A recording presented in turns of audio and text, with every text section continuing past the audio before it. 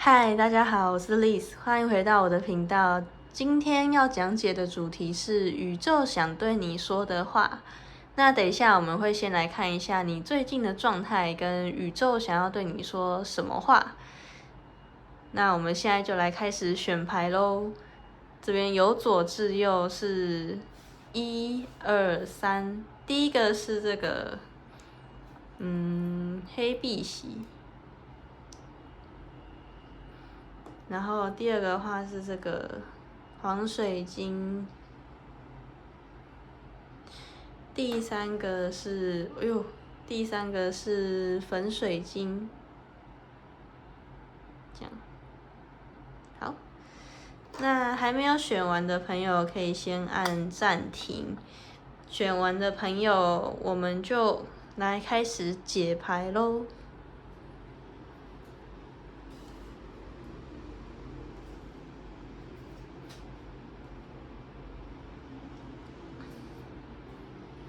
嗨，第一组的朋友，你们好。今天要为你讲解的主题是宇宙想对你说的话。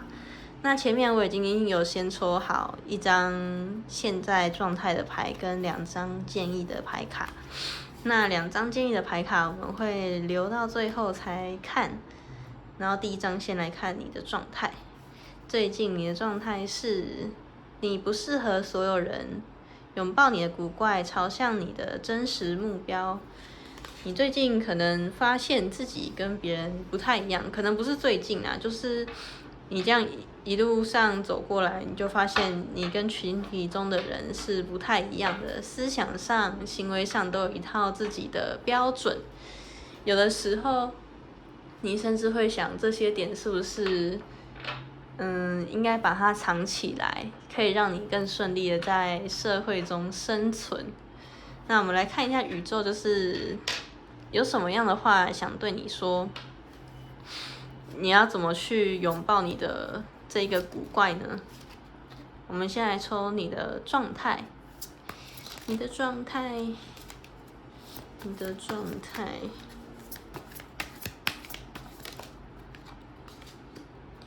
圣杯国王正位，然后圣杯1逆位，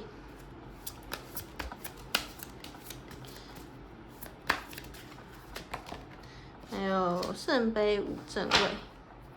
那目前来看的话，就是你其实是一个情感很丰沛、高敏感的人。然后你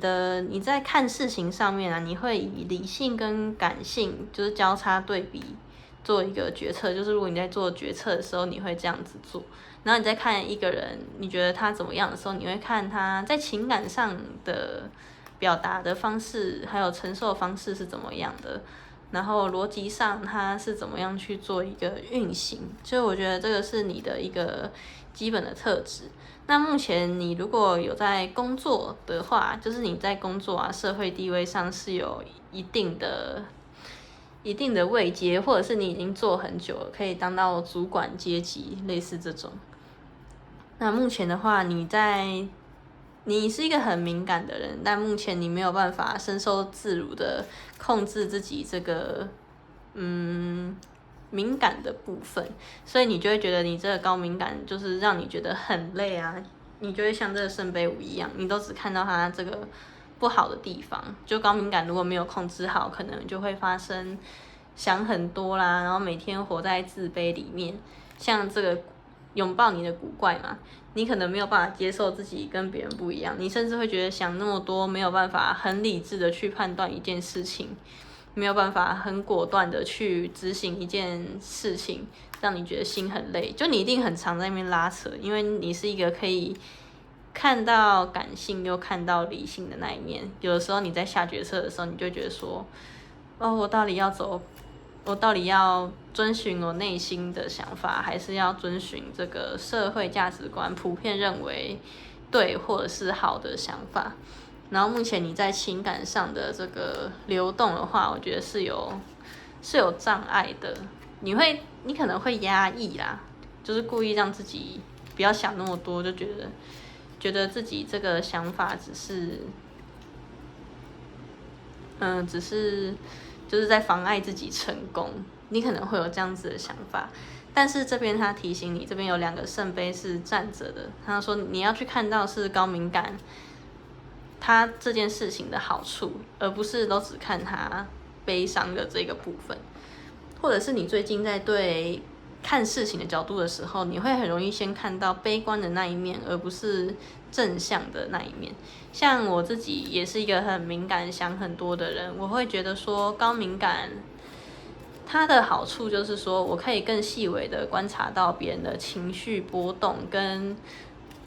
对方到底真正的是怎么想的。这样子的状况下，反而才可以做出所谓理智的决定。因为我觉得理智它其实是需要一定程度的，就是感性去做一个支持，你才能做出就是最适合你跟别人的一个决定。就你会照顾别人的心情啊，而不是你一昧的独裁，觉得说我这样就觉得好，我这样说了就算。就是我觉得这个是高敏感，就是非常棒的一个特质。你可以去想想自己有哪些优点啊，跟特质。你不用想说，就是不要多看你没有的，要去看你有的东西，然后去让它发挥跟成长。接下来我们来看这个宇宙它想要对你说的话，还是其实我刚刚这样就说完了？天哪！宇宙想对你说的话，然后正义牌正位哟，宝剑3正位跟钱币10正位。我觉得这边的话就是你这个正义牌正位，它这边有天平，就是说你要去平衡你的理性跟感性的那一个部分。高敏感在这个社会中一定是比较难生存的，或者是你现在的生活中，比如说有工作跟爱情好了，你要去做一个之间的平衡。但我这边看到比较多是你个人情绪上的支持跟工作上，就你可能上对下，假设你的下属，你心里可能会知道说，他这个状态不好，你可以同情他，但是工作又没有办法顺利的进行下去，那你要没有那么多时间给他去做一个成长，那你要去怎么做一个平衡？我这边有听到有这样子的消息，对。然后这个宝剑3正位啊，就是这个天赋，它有这个古怪这个天赋，它其实对你来说是造成很多伤口的。你甚至想说，我干脆把这个天赋丢掉，我根本就不用这个东西。然后这边宇宙的话告诉你，你要去试着。先不用说释放，你先去正视这件事情，就是你现在其实是受伤的，你的内心是受伤的。你要如果要疗愈的话，第一件事情是你要先去认知到说自己因为这个东西而受伤了，然后受伤了之后，你去观察这个伤口为什么会受伤，我真正受伤觉得难受的原因是什么？是因为这个天赋带给我的痛苦吗？还是说因为我都没有去看到另外一面好的，我都只往坏的方向看，然后让这个宝剑扎得更深。那这边还有钱币10正位，这边跟你说，其实你是我觉得你是有人可以懂你的好跟你的丰足的。如果现在生活中还没有出现的话，未来是有可能会出现这样子的一个人或一群人，他们是可以包容你，然后了解你的这个特质。也有可能是你的家庭，他们其实可能爸爸妈妈他们也都是高敏感人，也许你跟他们分享你有这个状况，他们是可以愿意去支持你跟分享他们的经验。他们之前很敏感啊，很脆弱，没有办法跟生活中平衡，甚至要否定自己独特的价值的时候，他们是怎么样去做一个调试的。就是我觉得你是有这个资源可以去运用的。这边更多的是说宇宙要你去看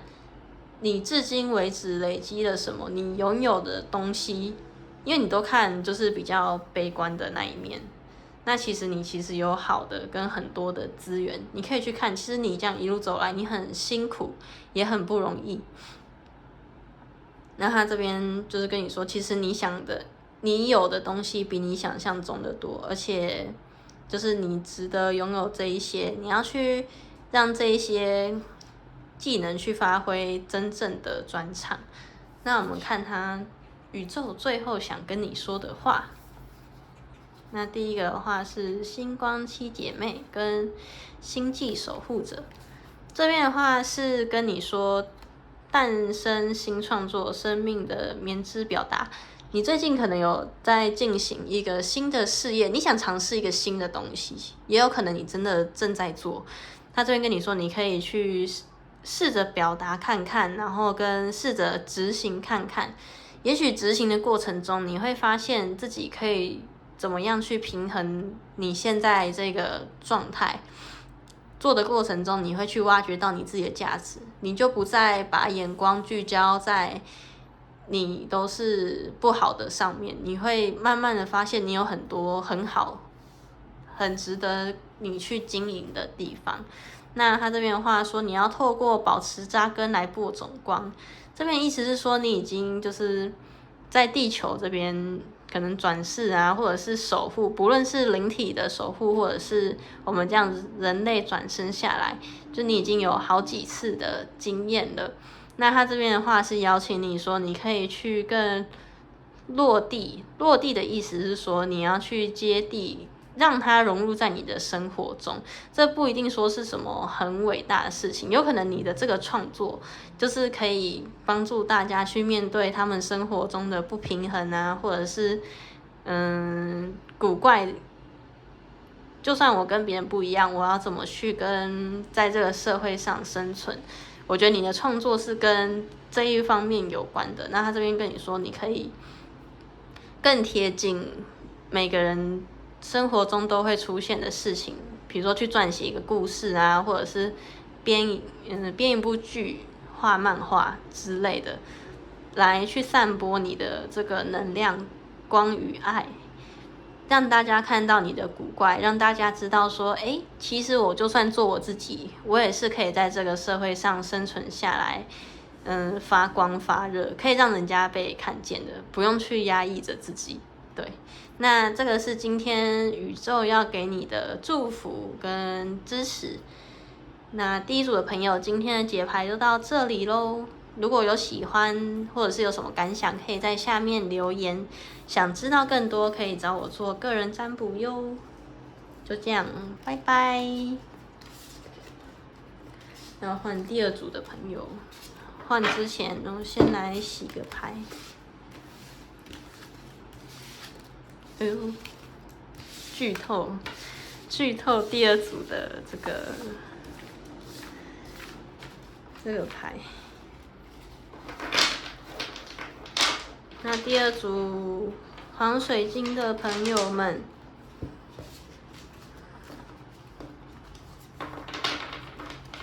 宇宙要跟你说什么话呢？悄悄话。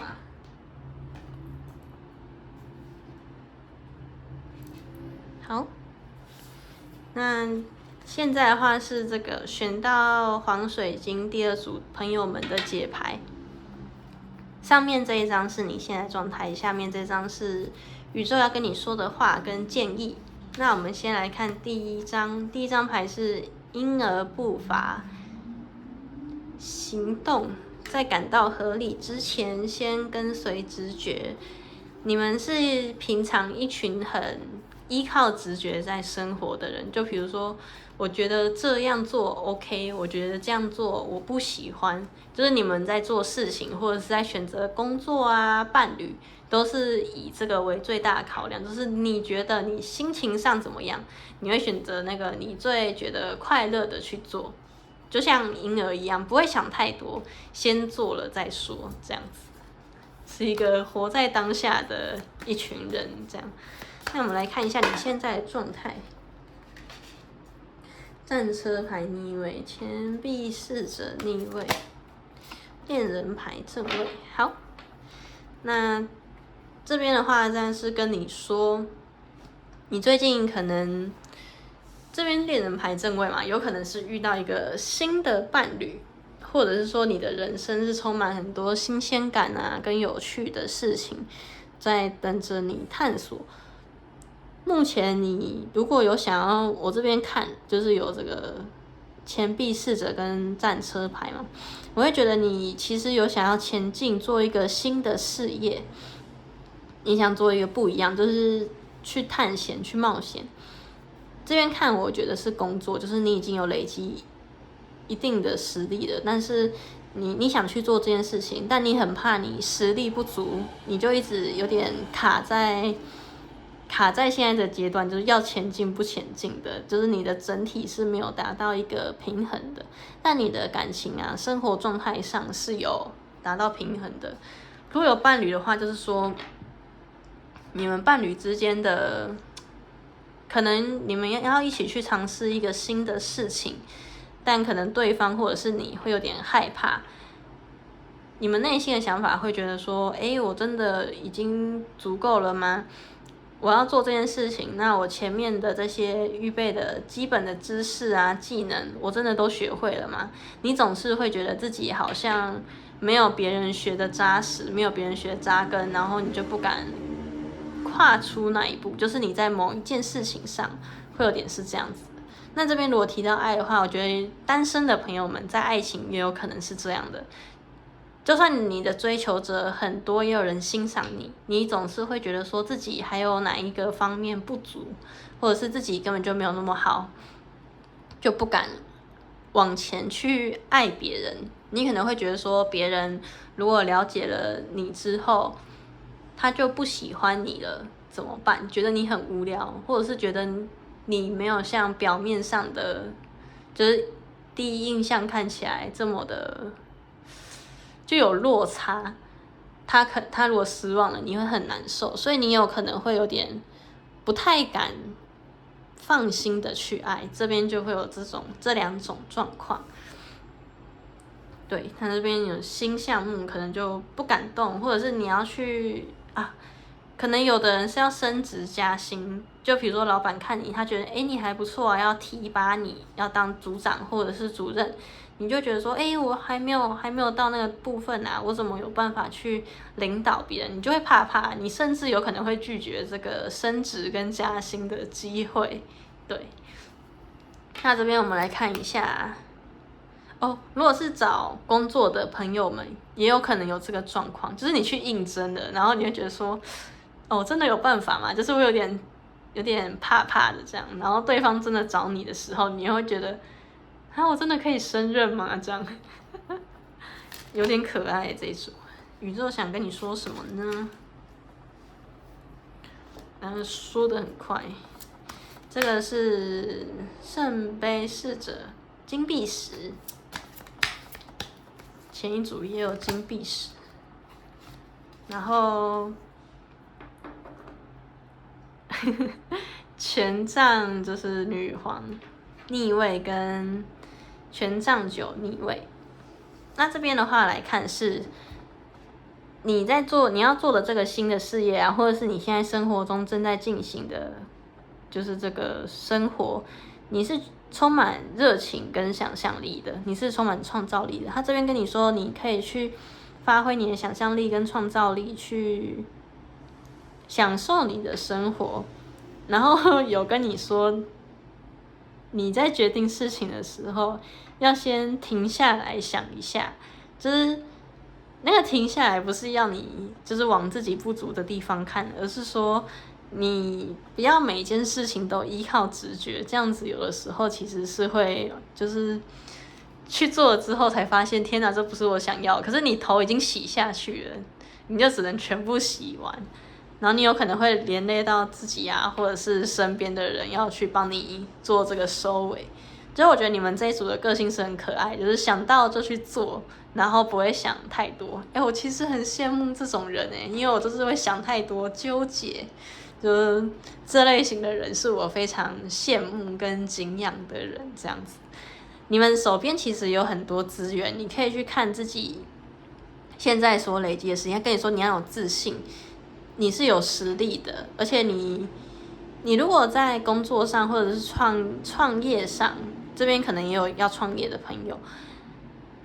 你的背后的家庭其实是很支持你的，就是如果有不懂的地方，也许你们做的行业是同一个领域，或者是相关领域，是有人可以给予你建议的，或者甚至是说你如果需要创业的话，是会有家人的金援去帮助你去支撑这个生活，所以我觉得你不用太担心哦。但是你要记得，就是要理财规划一下，就是不要想到什么就买，然后克制一下，好不好？就是这边跟你说要克制一下，而且你是有很多资源的，然后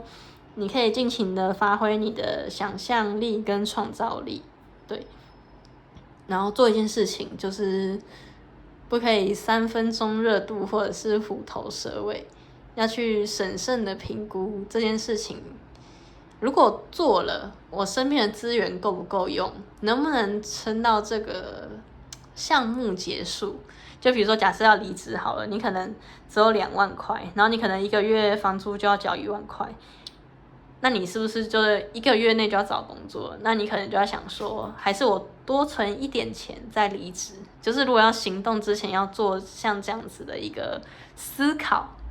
做任何事情之前都要思考一下自己有没有办法去 hold 住自己这段时间，比如说没有收入啊，或者是比较辛苦的时刻。那感情上刚刚有讲到，有的人可能会不敢去爱，有可能这边有听到之前可能遇到太多渣男或者是辜负你心意的人，渣女也有可能啊，好不好？就是你会有点不太敢去爱，但他这边跟你说，你就是可以放胆去爱，但是你要先观察他，就是你不可以就是一下就坠入爱河，你需要停下来看一下这个人他平常的行为举止，那这个行为跟这个举止他背后衍生出来他的价值观是怎么样的，跟你有没有契合，先停下来看一下，之后再决定要不要去投入这个爱，然后这样子类型的人能不能跟你走得很长久，你就不会常常在爱情里面受伤。对，我觉得你最近可能有遇到这一个对象，然后你要记得这件事情，就是提醒你。对，那这边的话再来看最后的建议，最后的建议他就说你是星际家族，你是灵魂团队的一员，呼求支持。那这张牌的话，就是对应到这边的恋人牌，我觉得是这个恋人牌不一定你遇到是恋人，而是他可能是你的灵魂伴侣，或者是你觉得说很熟悉的人，就你一看到他第一眼，你们都还没讲话，刚认识你就觉得这个人好熟悉哦，我一定在哪里见过他。就是你最近会遇到一个这样子的人，那有可能他跟你的灵魂是来自同一个灵魂家族的，然后只是你们现在被分开变成个体，就像我们这样子嘛，独立的个体，然后去面对自己的课题啊，跟自己的人生。学习完了之后，就是我们可能，这边的任务完成之后，回到那个灵魂的家族的时候，会一起分享彼此的那个遭遇啊，跟成长的故事。就我觉得你最近会遇到这个人，灵魂伴侣的话，他不一定真的是伴侣，他有可能是朋友，或者是师长、家人，懂你的人，就是他出现，长辈有人提醒你，这样子，就是他可以欣赏你，他能知道你的点，这样子也可以去称之为灵魂伴侣。有的时候就你可能一个眼神、一个动作，他就知道你在想什么。不过这边有出恋人牌，所以我觉得是恋人的几率蛮大的。对，你要去好好的思考跟筛选，观察这个人到底是不是你真正想要一起相处，然后走下去的人。对，那第2组今天的解牌就到这里咯。如果想知道更详细的，可以来找我做个人占卜。然后觉得准，或者是有其他想跟我分享的小故事，也可以在底下跟我留言哦。这一组的朋友们应该是蛮可爱的。好，接下来是第3组的朋友们。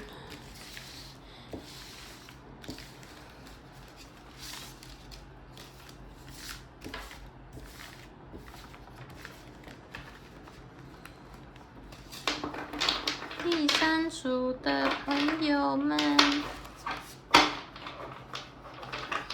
一起来看宇宙要对你说什么话吧。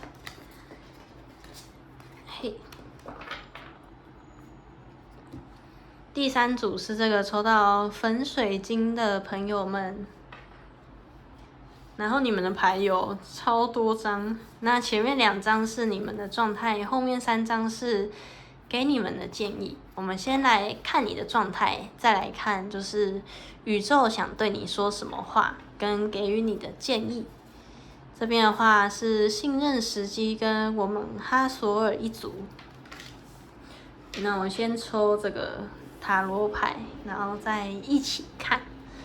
这一组的朋友们可能会一直担心自己就是时间不够用啊，在执行的专案或面临的考验，就是会来不及完成之类的。目前可能会有一点焦虑。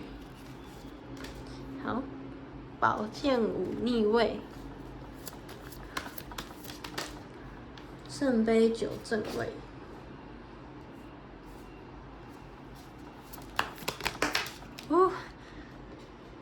权杖侍者正位。那目前你的状态的话，我觉得你在寻找一个新的方向，或者是想进行一个新的目标，跟比如说学一项新的技能啊，或者是换一个新的工作。目前这边那个宝剑5逆位，就是说你目前身边的环境有可能表面上看起来是风平浪静，但在台下，它是就是大家可能风声会传来传去的啊，就是暗地里的这个争斗，或者是说你已经挺过这个争斗了，所以你决定离开这个地方，就是让争斗太累了，你决定离开这个地方。但其实外面不管怎么争斗，都不会去动摇你内心的这个情感，就是你其实是一个情感很丰沛，然后内心想法很多又很稳的一个人，你很知道自己要的是什么，要做的是什么，所以基本上你不会被这些闲言闲语啊，或者是别人的一些负面的能量带跑。比如说有的时候，假设你工作很累，你有的时候会想要放弃你的这个目标，然后别人可能就会在旁边说，哦对啦，不可能，怎么可能完成，或者是别想太多了，累了就休息一下，废一下之类的。但是你其实会自己去掌握你的那个工作的进度跟状态，你可以知道说自己，现在累不累，还可不可以再努力一下，这件事情的完成度跟能不能再坚持下去，其实你内心是知道的。这些负面的言语会偶尔去干扰你，但基本上你是屹立不摇，就是你想做这件事情，你是已经下定决心，我就是要做这一件事情，这样子。对，所以你最近可能会有点担心啊，跟焦虑，说，就是表面上很有信心，但内在还是会有点担心，说，如果就是我来不及在我觉得这个最完美的时刻做完，或者是我专案来不及就截止了怎么办之类。他这边跟你说，你要信任时机，信任你乘上的浪潮，时间还没有用完，放胆去做，就是不用停下来去想，或者是听别人说的那些建议。没有用的建议，可以听有用的，好不好？自己筛选。没有用的建议，或者是一些泼冷水的话，你就是左边进右边出，甚至不用进，你就直接这样绕过，直接当作没有听到。对，深刻的爱。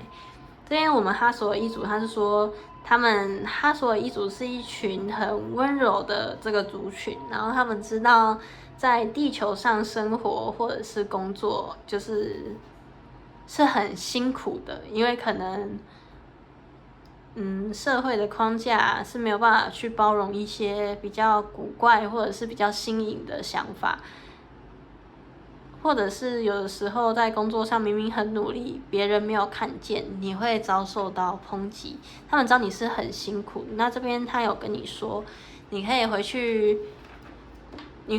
找，就是像你的母亲，他可能可以给你这个情感的支持，就你可能跟他讲完，然后跟他讨拍一下，你就没事了。那如果母亲没有办法的话，你可以跟你的就是星际妈妈去做一个连接，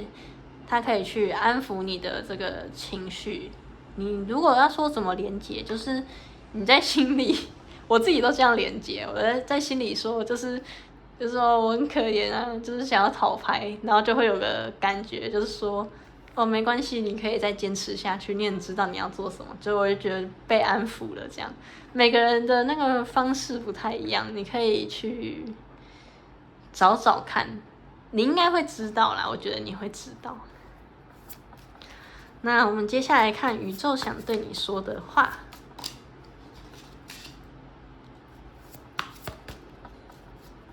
这里是权杖8逆位，哦，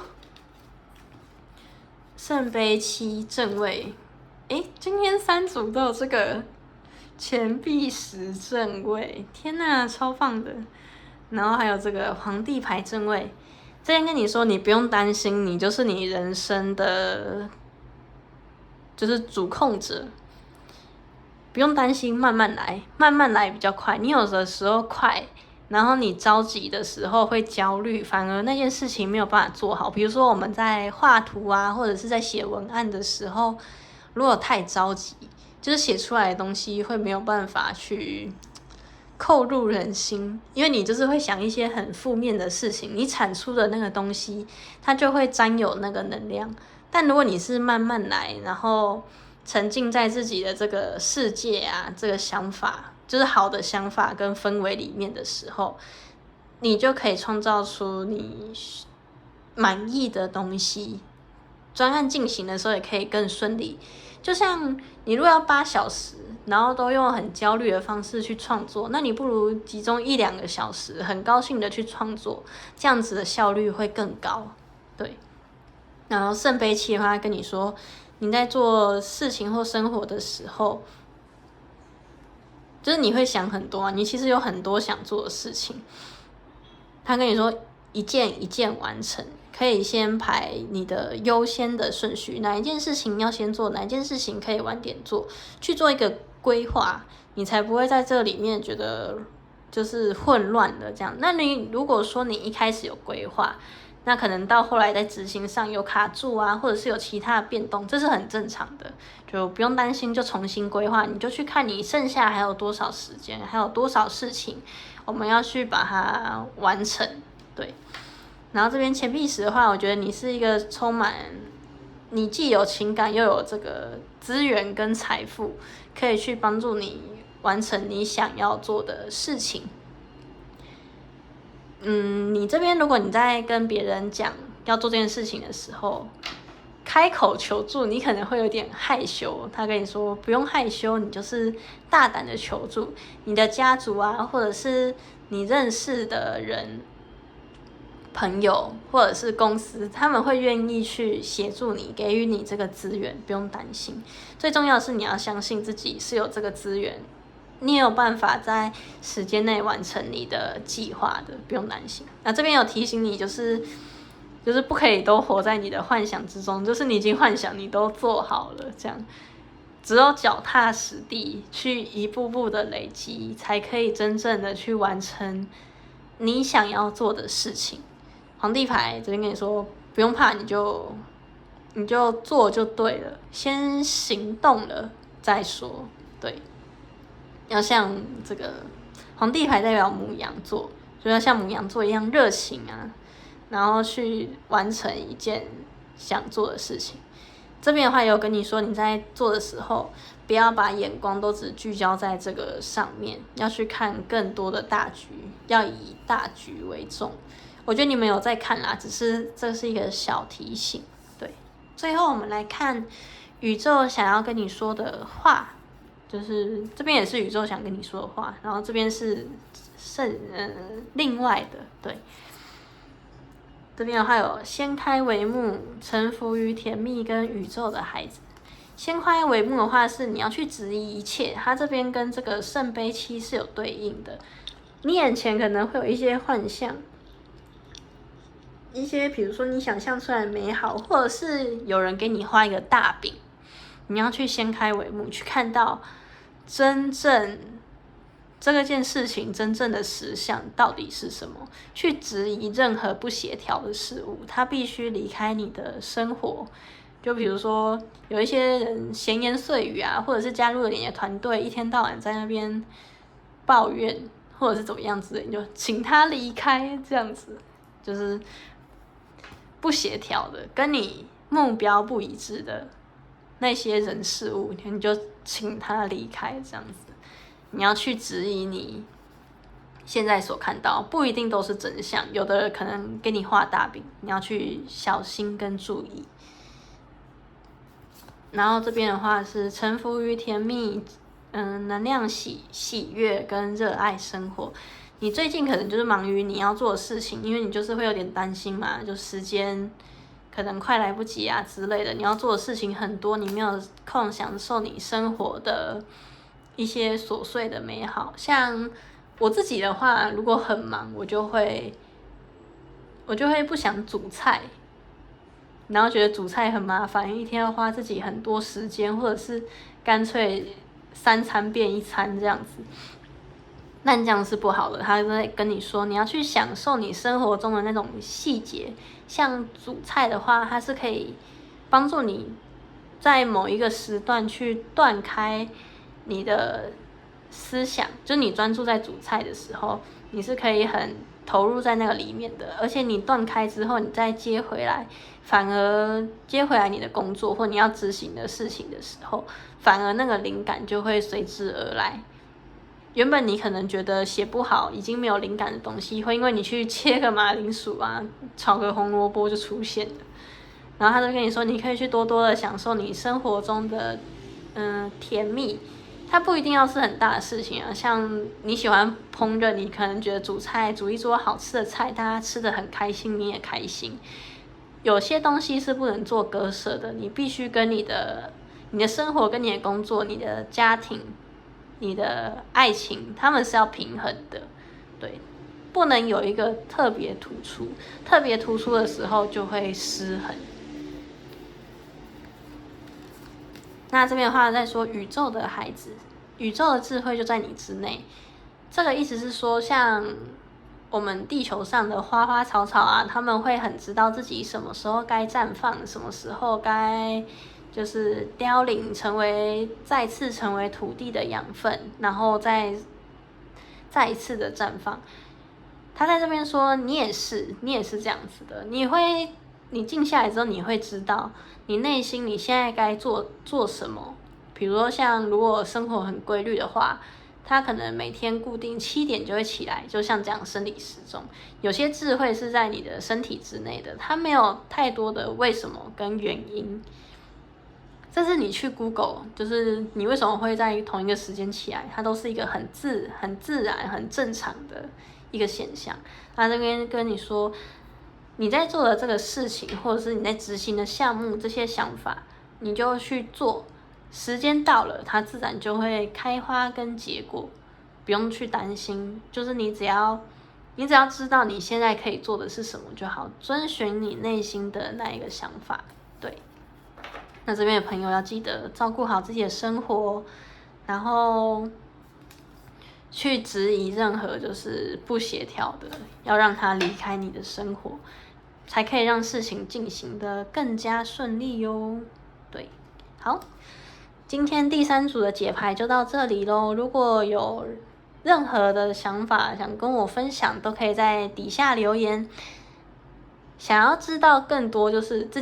关于自己的讯息的话，可以来找我做个人占卜哦。那今天的解牌就到这里咯，谢谢收看，拜拜。